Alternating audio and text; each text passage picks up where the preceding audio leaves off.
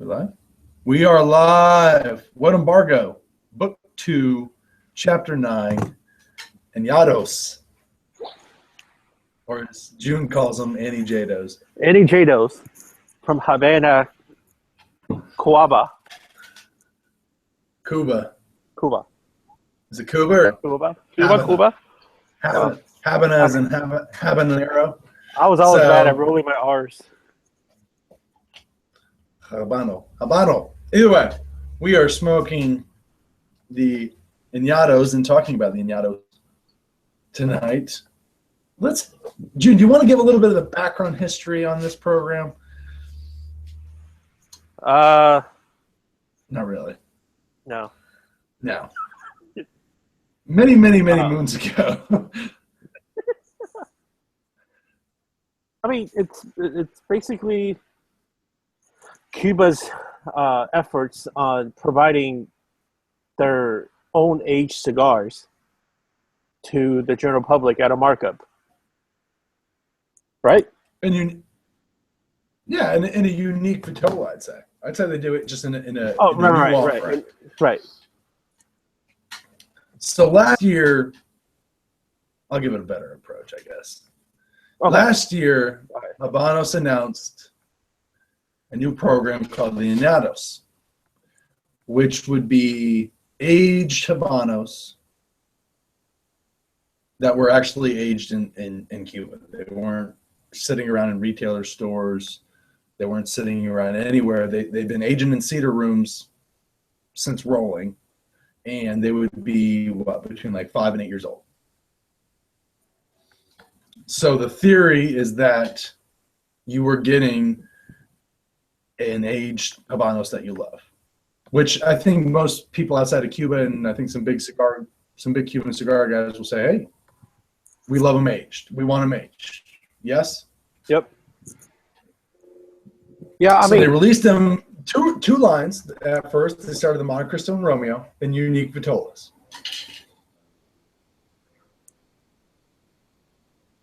Great concept, in my opinion. Great concept. No, it's a great concept. And just so people don't get confused with the box stamping, they decided to do what is it called? The Revisado or whatever. They decided to put that stamp, which indicates that of when the original roll date was. So, for instance, you buy a box of the Partagas Corona Gorda Añejados, and in the back of it, it'll say Revisado, like November 2008. So, the box date is representative of when the cigar was actually rolled, which is in which you typically see it as just, whatever they box the cigar. Whereas in this scenario is whenever they roll the cigar. Yeah, they roll the cigar. But they use the old bands, unlike the Monte Cristo. For instance, Monte Cristo is one of those that use the old brands. But either way,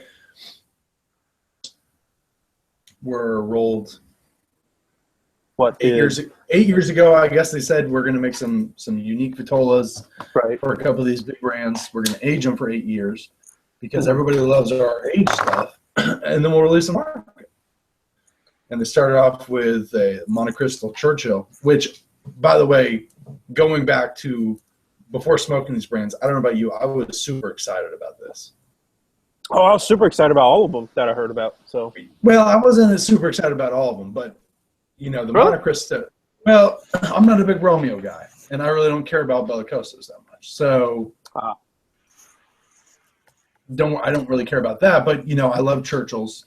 The fact that it's kind of semi-pressed, Monte Cristo, you can go into it thinking it's going to have some of those great Monte Cristo flavors. Mm-hmm. So that's pretty exciting. I guess you can say the same thing about Romeo. Yeah, I mean, I remember smoking some like old school, like 06 Romeo Churchills, and they're delicious. I'm not a big fan of the current release Romeo in the sense of probably within the last 2 to 3 years. I haven't been all that crazy about them, but I smoked some vintage ones and just aged ones in general, let's say, and I liked them. So, yeah. But because let's talk about timing. So, I think so. It was projected that the Monte Cristo, Churchill, and the Romeo pyramids was supposed to come out in late 14, but in actuality, I think it came up in like the second quarter of last year, right? Yeah, it was kind of, well, they announced it early 15, but yeah, their showcase. So yeah, I think they started coming out probably early spring of last year. Yeah. Yeah. And then skip forward to what came out this year, which is the Hoyo de Monterrey Hermosa's number 4, and then the Partagas Corona Gorda. So they announced that last year, but it came out this year, right? So yeah. And then the last one. Yeah. And we're fantastic sizes, by the way. Fantastic sizes. For sure. And then so the last one that they've been telling that it's going to be released that hasn't been released yet is the H. Upmann Robustos, which is projected to come out this year, but Cuba being Cuba, probably next year. And then in 2020, we're getting the Jose Piedra Diadema. You fucking wish. That have been resting for 20 years. It don't taste like freaking cardboard. And they'll sell it at like $30 a pop. Dude, yeah, they'll sell them all, man. And people be like, "Oh, I love them." Like, so, oh yeah. But anyway, so everything is aged between 5 and 8 years, and my understanding is that basically every year they'll keep on aging some of these, so that let's say in 6 years from now you'll see, 2016 Montecristo Añejados. Correct. Right. Yes. Yep. Great concept. Awesome vitolas. I think the Hoya, Partisto. I love all 3 vitolas, by the way. Mm-hmm. I'm not a big Belcoso guy, but I know you are. Yeah, I mean, I have zero complaints about the vitola that came out with them because they're just great. I mean, they just do their job. You have your bigger cigars of the Churchill Formani that you don't really see. So that was really unique, especially for such a classic brand. And then just the brands that they decided to choose in general were great. Like, it makes you be excited about them. Yeah, it's the global brands. It's one of those. I think it's a brand that they picked them for a reason, obviously. Mm-hmm. I mean, don't get me wrong. It'd be pretty to see like a Bolivar Añejados. Yeah, it's not going to happen, but we can dream.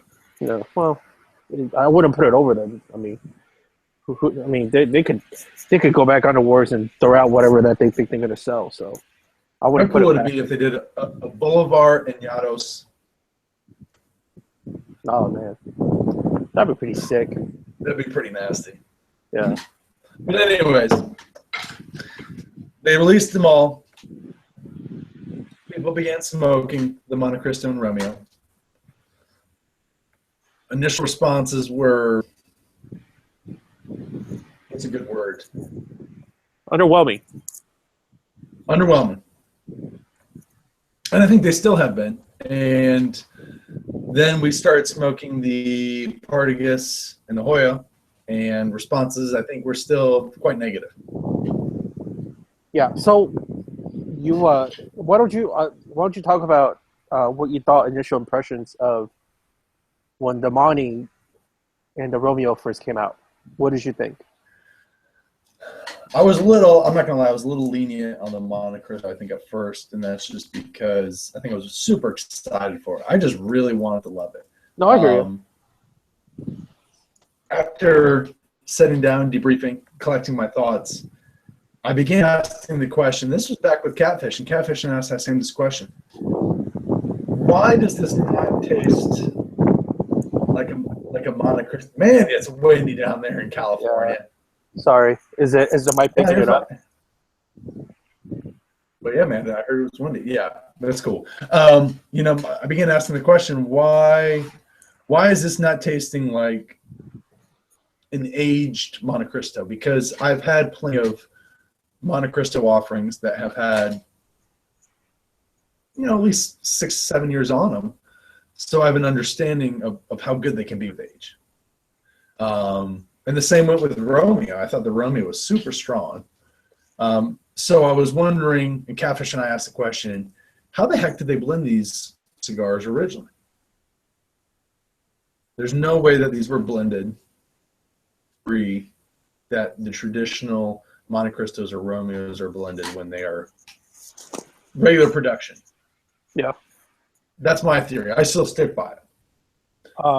I agree. I remember much similar to you when the Montes came out. I reached out to all my sources that I trust, and I got myself a box. And when they first came out, I remember going to the B&M. I distinctly remember this.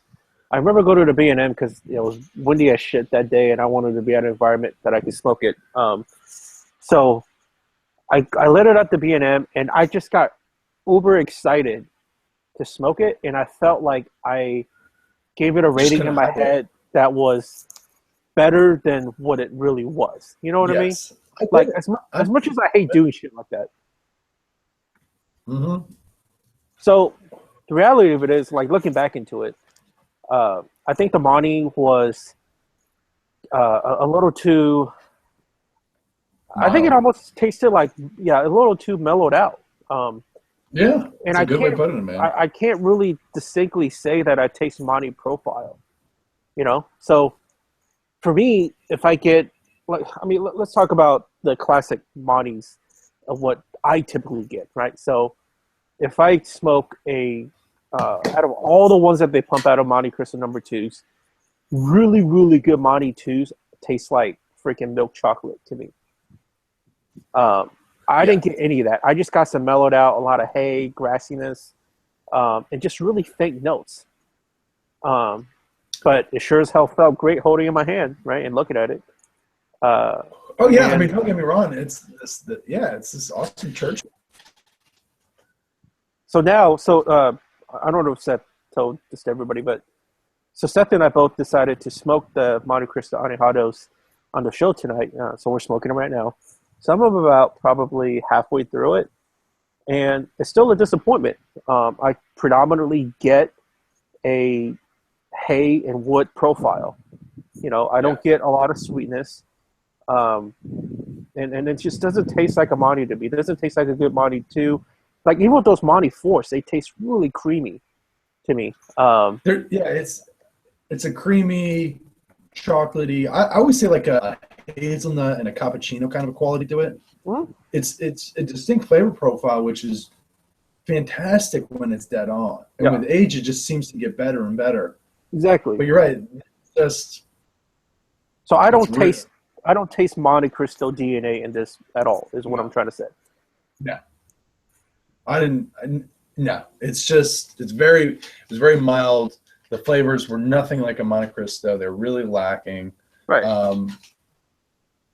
To be honest, I found that with all the Añejados. I think all the flavor profiles were lacking. Now the Partagas. No, well, before we get to that. Well, we'll go to before we get to that. Let's finish. Before we get to that, so within my Romeo Julieta Añejado experience, so I also got a box of those when it first came out, and I smoked it probably like the weekend to me getting it, and similar to you, it was incredibly spicy, like.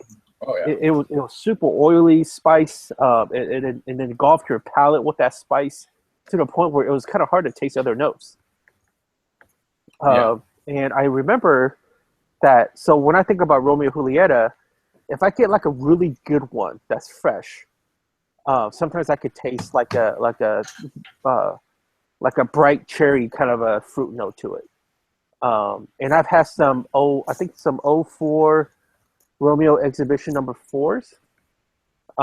That was just absolutely full of flavor, smooth, nicotined out, but just absolutely dynamite in terms of flavor profile and distinctness of flavors. Whereas that Romeo, I'm like, there's no freaking way that this thing's been aging since 2008. And which makes sense of what you and Dustin said in regards to the way they blended it. They just must have blended it really strong. Yeah, it's like they didn't. It's like they didn't blend it. I remember this because Catfish and I talked about it. It's like they blended it super strong so that in 8 years it would smoke like a Romeo. Right. But it didn't. And I think everybody would say to him, I mean, gosh, if there was a panel, just blend them like you would blend them. Mm-hmm. It's like they didn't understand the concept, and it's one of those things. They wanted to kind of take that quality which passionate, Cuban cigar collectors have, and just buy a box and age them for many years and smoke them and see where they are. They wanted to do that for us. They wanted to make that premium, that ultra premium quality side. They just didn't know what the heck they were doing. But my question is, after they rolled it and put it in the boxes and letting it age, certainly somebody must have tasted it and seen the progress of it, hopefully, right? But it didn't feel like anybody did that. And they're just like, well, it's been 8 years. Fuck it, sell it. Yeah, I mean, I my guess is they were probably like, this is not really the direction we were going, but, we've already committed so many years to this thing. What are we going to do? And that's horrible, man. Like, and Cuba already gets terrible. Cuba already gets a bad enough of a name for their inconsistency in construction, right? And just like the flavors in general, right? Although I will still say that most people that smoke the shitty Cuban is because you haven't had enough of it to really know what Cuban should taste like or how different of that region could produce, or you had a fake one. So I still, I will say that to most people that, get the remark of saying Cuba's shit cigars. Yeah. But nonetheless, it's still, contributes to that whole remark of that Cuba quality is shit. So, I think, in quality control specifically is what I'm saying.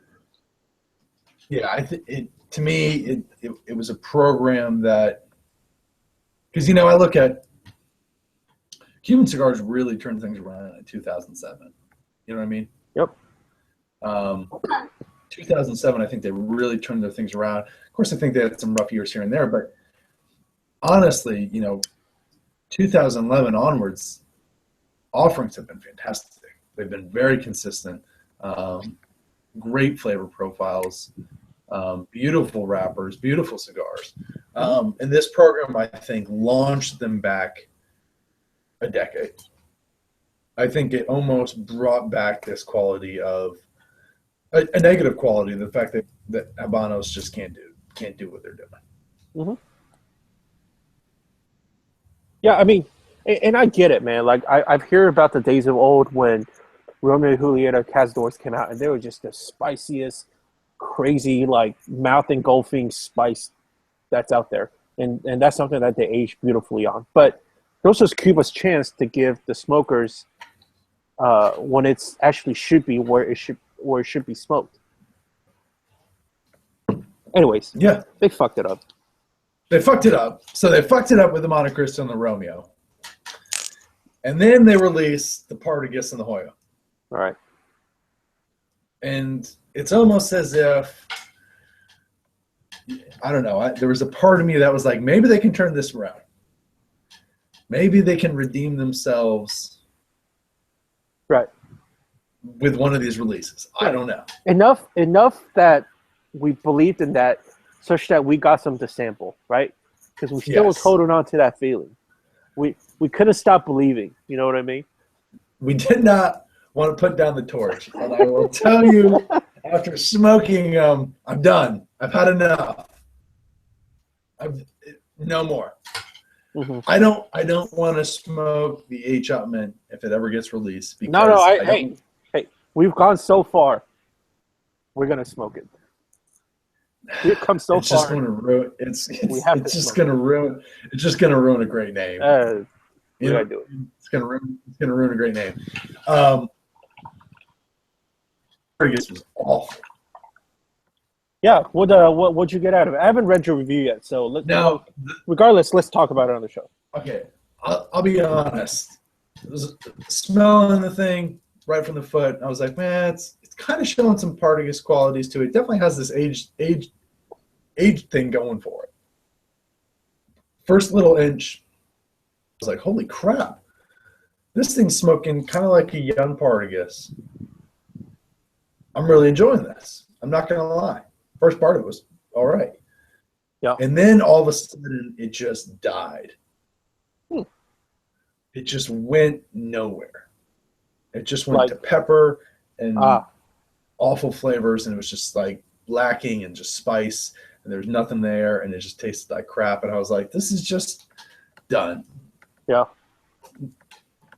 Yeah, I agree. So on initial probably, 5 to 10 draws of this Partagas, I thought, wow, a lot of oily red chilies, right? So, and I thought immediately to a fresh box of Partagas shorts, because when you first get Partagas shorts, they will wreck your palate with spice.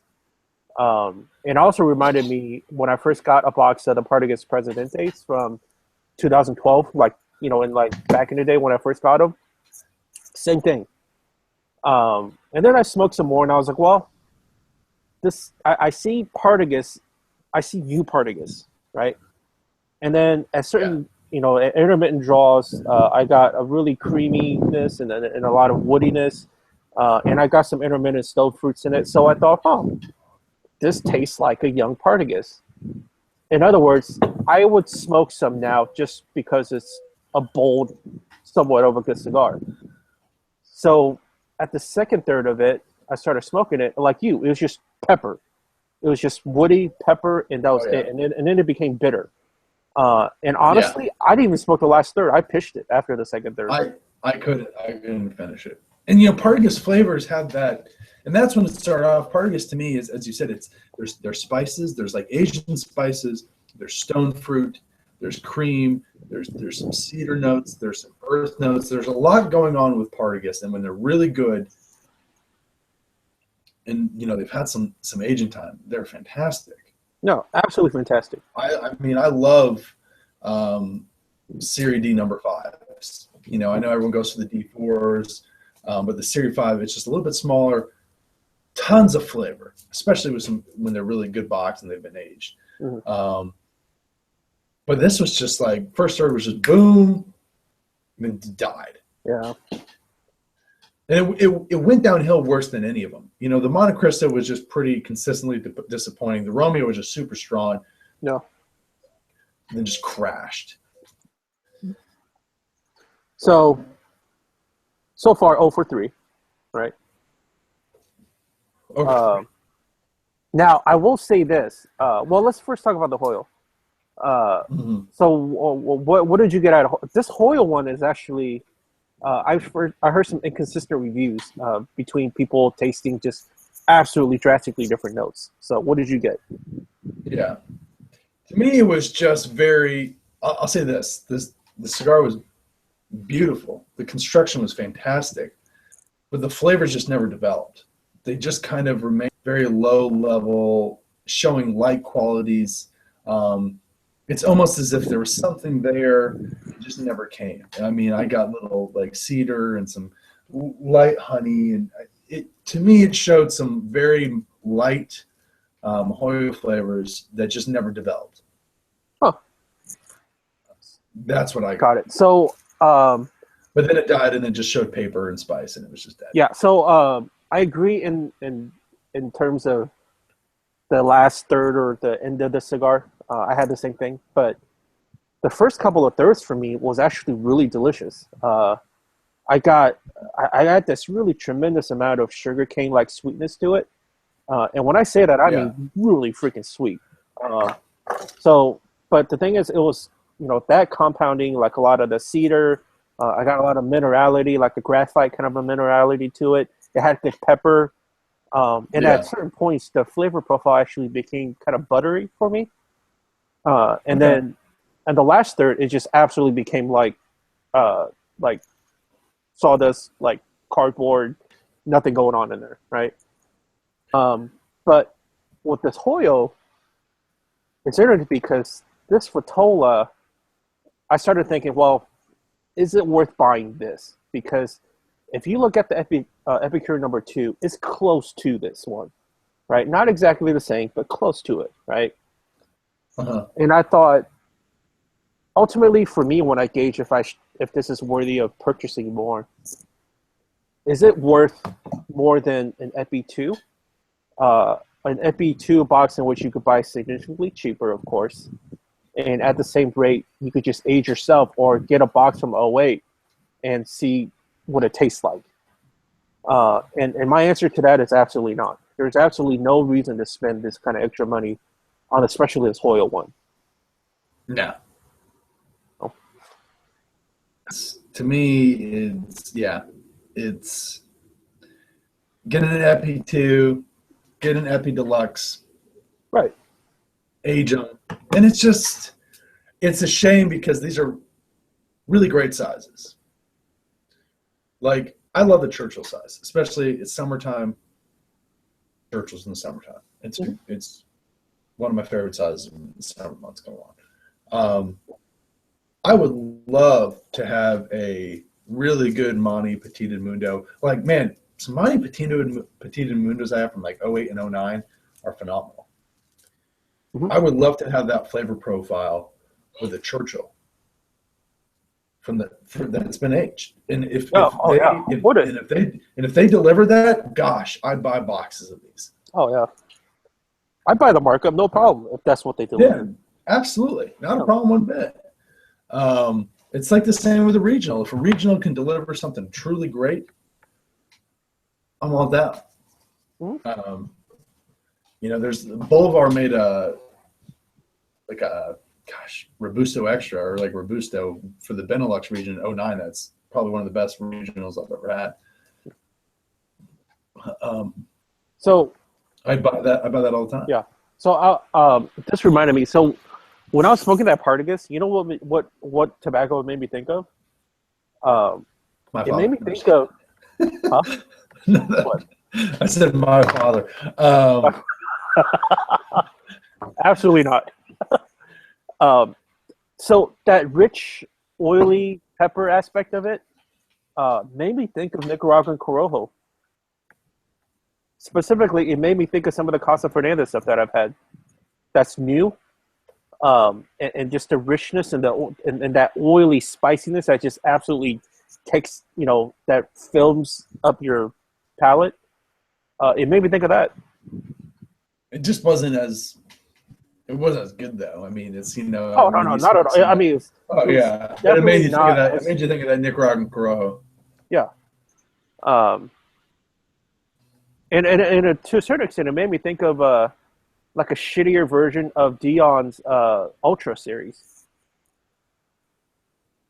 Interesting. Yeah, that's a really shitty version, man. That's a shitty version. Yeah, no, yeah. Focus on the term shitty. But focus on the term shitty. Yeah, I mean, they're just really disappointments. And I don't know what the response is worldwide. From what I've heard from a lot of people, there's really nothing positive. They're not selling, man. No, they're not selling, and the vendors are just starting to strike down on the prices, and they're trying, or they're just putting it back in the shelves until somebody says, "Oh, these turned a corner," and then they're going to come back out and sell that shit for higher prices. So bring them out around the holidays and trick a wife or something. Yeah, I mean that's pretty much what a lot of vendors are probably going to do. Is my take on it. So yeah, it's a bummer. It looks nice. Oh yeah, it's a great it's a really great concept, and I think, man, it's almost as if you just roll what you roll. I mean, imagine a couple H. Upmann number 2s, just regular H. Upmann number 2s. Age them for 8 years, put an Añejados span on them. Mm-hmm. Yeah. Then you could do something amazing. Right. And I got to get on a little tangent about Añejados program, limited edition program, regional program. Like, man, all these things that I get, and I'm every so much of a collector than the smoker, as well as a smoker. All right. So it's just, I will probably say half the time I think it's actually worth it. And that's probably being generous. Yeah, that's generous. I'd say maybe 30%. Yeah, that's fair. But 1 in 3, especially with limitadas. Right, and the thing is, like, limitadas is notorious for not tasting like the actual marca that they're representing. Yeah. Limited edition cigars basically, if it's a good one, it has a good chocolate profile, and it really doesn't hold the actual flavor. And the thing is, like, most of them have aged like shit. The only marca I think whose limiteds are somewhat similar to regular production are probably Montecristos. But even if you go back to the Sublime 08, Grandin Mundo, 50, 530 or 5 whatever it was. Yeah. They only last probably around 4 years before they go downhill. Yeah, and then I say to myself, all right, so what is the reason behind me buying these regionals and basically non-regular production? Is it because the cool little secondary band that's red? Totally. Right, and then I think, wait, well, at one point I thought maybe because these are more consistent than the regular production stuff. No, not necessarily. I mean, I smoked through the Arena Mundo Petit Robusto from the Spain regional that just came out not too long ago. And I smoked through a box within a probably 3 week, half a box within a 3 week period. And two out of the, a couple of them were just absolute shit. Yeah.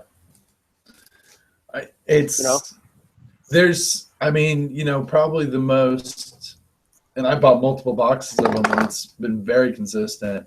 Was that Punch Gran Robusto for Spain in 09. That's just fantastic regional release. Yeah. But I've never had all regional releases do that. So, I mean, the Ramon Iones Robusto Corto for Benelux was really good. But other than that, I've just never had many successful that I bought big on. Yeah, I hear you. Which, now that we're speaking of regionals, the other thing we were going to talk about was a couple of regionals that we smoked. Ah, yes. One of them, the Diplomaticos Bushido 109 Regional Asia Pacifica. Yeah. Which, talk about a regional release that got tons of publicity. Oh, yeah. I mean, tons. And it should. It's a 109. I think Asia Pacific regionals can be really good. Mm-hmm. Diplomaticos, it's a little brand. Yeah. Why not? See what it does. Well, so let's talk about the Bushido, first of all. I know that you weren't all that happy about it. It's not that I wasn't happy about it. It's not that I wasn't happy about it. But you have to admit, when you present a cigar in the manner that you do, you put it in a 109 Vitola, expectations are going to be pretty high, especially, you told me the price, and I've seen the prices. There's a high expectation with it. Don't get me wrong. Right. I mean, just the fact that you make it a 109 size, that's synonymous for you better make some amazing shit. Yeah, dude. If you're going to go down the 109 road, you better fucking do it. Right. You know what I mean? That's just one of those things. Yeah, it's not like this is a little Robusto or something, or a Toro or a Robusto Extra. This is a 109, man. Think of the 109s that, and go down that road. I mean, I think one of the class one, Edmundo Dantes 109. Yeah, fantastic. Absolutely lights out cigar. Yeah, lights out. There's regionals right there. There's some regionals right there. Yeah. Edmundo Dantes from Mexico. Right. That's regional program. That's win-win all the time. Yep. So you're making a 109. Beautiful boxes, everything. And I'm just like, all right, first it was good, but then it's just like, it didn't really go anywhere, man. It was struggling to go anywhere, in my opinion. So, and another guy in developing palettes had the same experience, by the way. Right. So Aaron, my partner in developing palettes, had the same experience you did. Aaron and I both smoked out of the exact same box for these. I thought that the flavors were incredibly balanced. I got kind of flavors from all sorts of spectrum. I got the wood, I got the floral, I got the dry biscuity flavor, the breadiness of it. And all of that worked really well together, and you could taste all of it really well together. And as the cigar transitioned, these notes kind of amped up and intensified in different shapes and forms. So to me, especially in a 109 format with such a big cigar, I demand that if it's a good cigar, right? Because you don't want to just have it a one-note cigar and get bored of it. And I already have freaking ADD in cigars enough already. Yeah, you make a big offering. You got to keep my attention. Right. So within the Bushidos, I thought the 2 out of the 3 that I smoked was exactly that experience. But if you're going to charge me this kind of a money, you better make sure that all of them are fucking just fantastic. And which one wasn't. Exactly. Right? And this doesn't just go with Habanos. So I want to make that clear. Because it goes everywhere. And it goes with all long handmade cigars. All right. And I'll be the first one to say though that, this could be a dud as a 109 and a big cigar for Cuba. But Cuba overall, they do a great job with double Coronas and Churchills. Mm-hmm. They know how to make double Coronas and Churchills that catch your attention and deliver great flavors from beginning to end. For sure. And that's something that I can't name really many non-Cubans that can make a really good Churchill. I just can't. Well, there's very few. No, you're right. I mean, most of the non-Cuban stuff, they're just one note, steady Eddie cigars. And I mean, how many name a really, really good one Churchill that's like regular production all the time. It's not that common. They just don't go down the road. How many good double Coronas, true double Coronas? There's none. Yeah. Yeah, I mean, granted, they don't make a lot of them in the non-Cuban world because they mainly cater to the 60 guys. Yeah. I just think they can't do it. I think they don't even bother. Yeah. Well, I can see that too. I mean, so I mean, it's. I feel like I've kind of been in a rut within the last month or so of sometimes I'll smoke a cigar and I'll think to myself, why am I smoking a cigar? Nothing is really hitting my palate like the way it should. You know what I mean? Yeah. Like nothing is making me go, this is why I smoke cigars. So within the population of new stuff that I've had, non-Cuban and Cuban alike, there really hasn't been that. And that's unfortunate. Yeah. That's a shame, man. It's a total shame. I've gone back to a couple of the Old Faithfuls, the fun ones. Mm-hmm. So, I cracked them open. They're smoking great. I have another one for tonight. Is these new Romeo for the La Casa Habanos de Cedro Deluxe. I really like these. I don't know if you've smoked them. I love the size.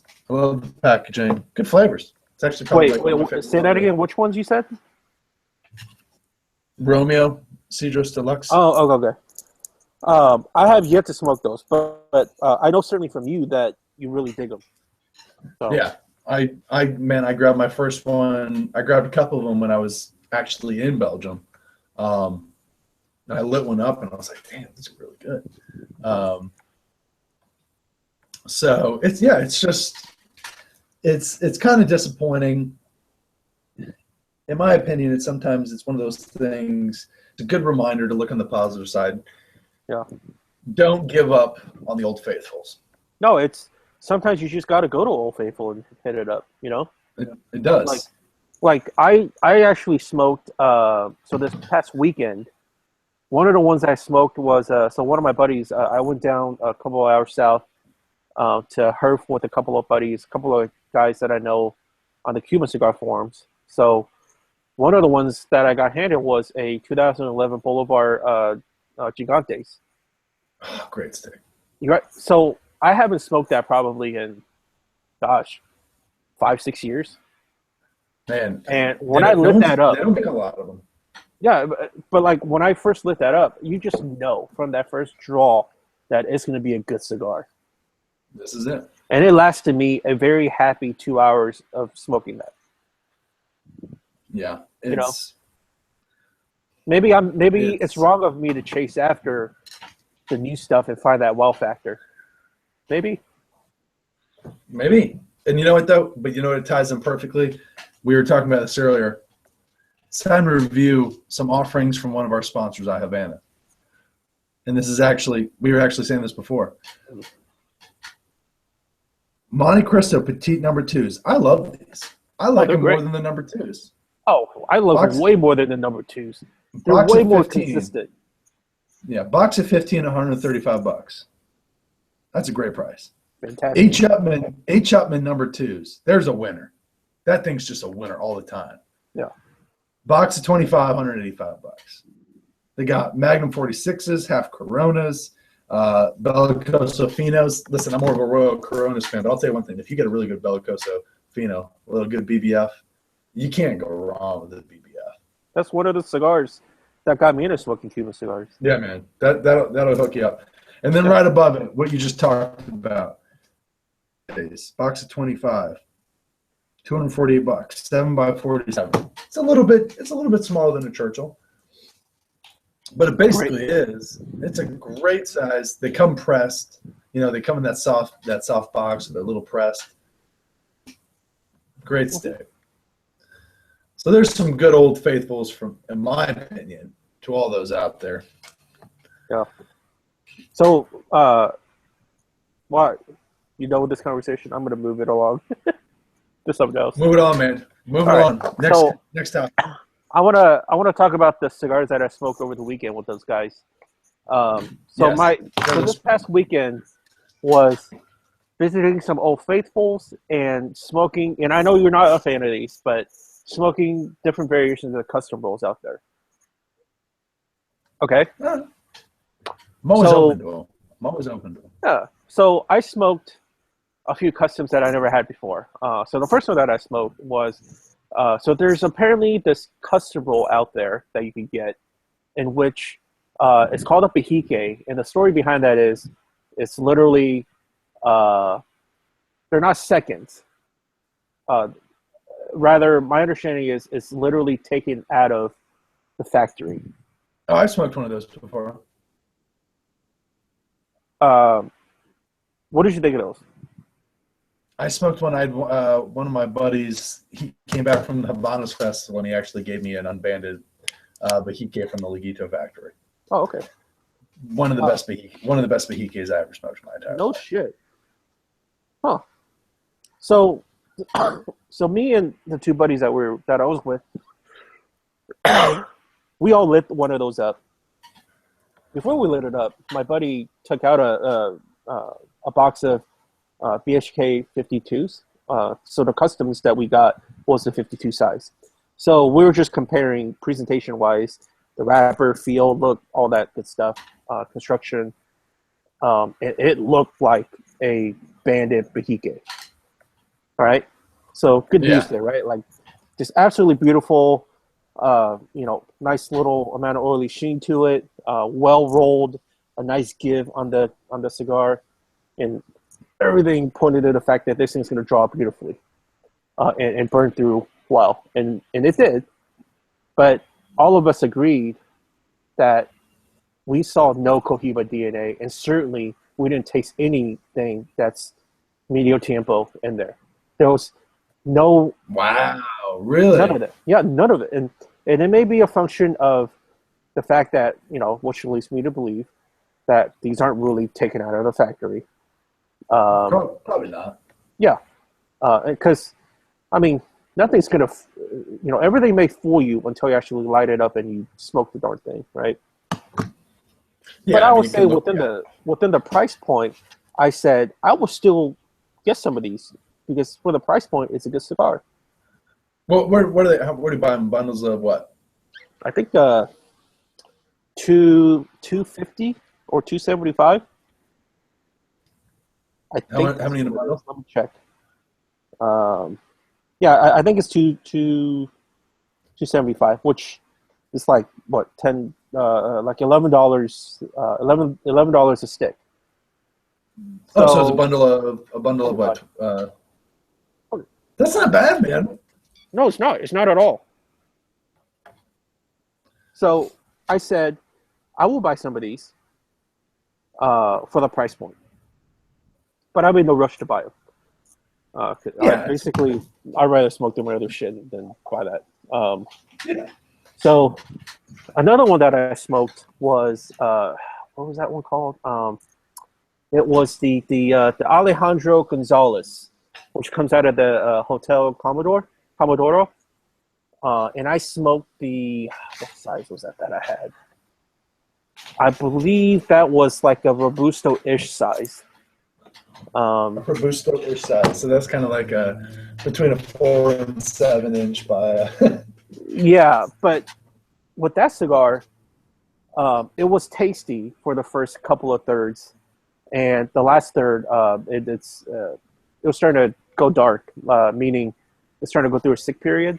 And I asked him how long he had it. He said he had it in his possession for about 4 months. And I was like, oh, no, that sounds quite reasonable of going dark. And then what I finally had, and it made me realize that I would actually buy a bundle of, is the Monsdale Juniors, rather.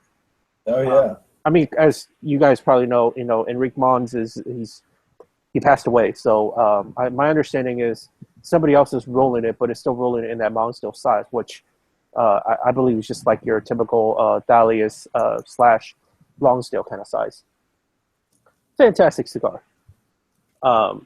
So I would say in general, Cuban customs are a total crapshoot because it is all a function of what kind of tobaccos those rollers get. I mean, it's not like they get to go to the farms, I don't think anyways, and they get to pick, whatever pilones they want. No, I think they're kind of given what they're given. Exactly. So. But hey, man, Jesus turned water into wine. So sorry, I hope that wasn't going to offend any religious people out there. So what did you smoke the last couple of weeks that you thought was, good or shit or whatever? That I thought really wowed me. What has wowed me? I came back to a Partagas, the 2014 Limitada. And that actually smoked quite nice. Huh. I actually saw that. I saw that in my humidor today, and I was like, I wonder if I should pluck one of those out and smoke and see how they are. And it's a great size. I love that size sometimes. I don't smoke a lot of, those Robusto exercises, but man, sometimes I love just getting that Robusto exercise. I've had these, they've just been kind of chilling. I don't know why. I was originally going to try and age them, and I was like, nah, let's just smoke them. Those Vigueras Mananitas, or the Tapados, whatever the size. Yeah. Mundo, I love that stick. I know it's the packaging is they up the packaging, and the cigar's still pretty cheap, and it's not one of those like super premium sticks. But man, they're fun. Nice little cigars. They're very different than a lot of stuff coming out of Havana. Hey, as long as they do the job, right? It does its job. What's the other one? I don't know if that was recently. I had a Trinidad Reyes. Kind of concluding. Probably have like 5 or 7 more left from my Reyes from 2008. And man, good cigars, great cigars. Gosh, I almost want to put down the last 5 and have like one a year, but at the same time, they're just so good that it's just might as well smoke them. Yeah, I say smoke them. And that's a brand that just, gosh, talk about aging quality, and that's what that brand does. Uniformly great agers within the entire span of that market. Yes. It's some of the Vitolas I don't care for. Some of them I do. I remember when I smoked, it's not my first one, but I smoked a lot of the Reyes size. I didn't get in some Fundadores, but I smoked the, it's discontinued now. It wasn't, I don't know if it was the Colonials or the T Extra or the T, whatever it was. It was kind of bigger. It was one of the bigger Trinidad. Maybe the Robusto T? Maybe it was a Robusto T. Either way, I got it when I was in Montreal summer many moons ago. God, smoked it great, man. It's like July in northern New York, so it was kind of cool outside. But man, I smoked that in this will bring back memories of one of those Partagas Salomones for the LCDH. Oh, yeah. Yeah, man. But that's about it, man. Other than that, I smoked a couple non-Cubans. One thing out of La Zona, I'll say this is a non-Cuban, but this is for all the people out there. The new company, Cornelius and Anthony. They make Cornelius, which comes out of El Titan de Bronze. The Hector blend one? No, Hector blended the Daddy Mac, which comes out of La Zona. But I've been, they sent me a whole crap ton of them. Yeah. And I've been smoking the Daddy Mac's. Really good stick. Hector blended that one. Fun stick. So when those hit shelves, if they haven't, there's a good one to pick up.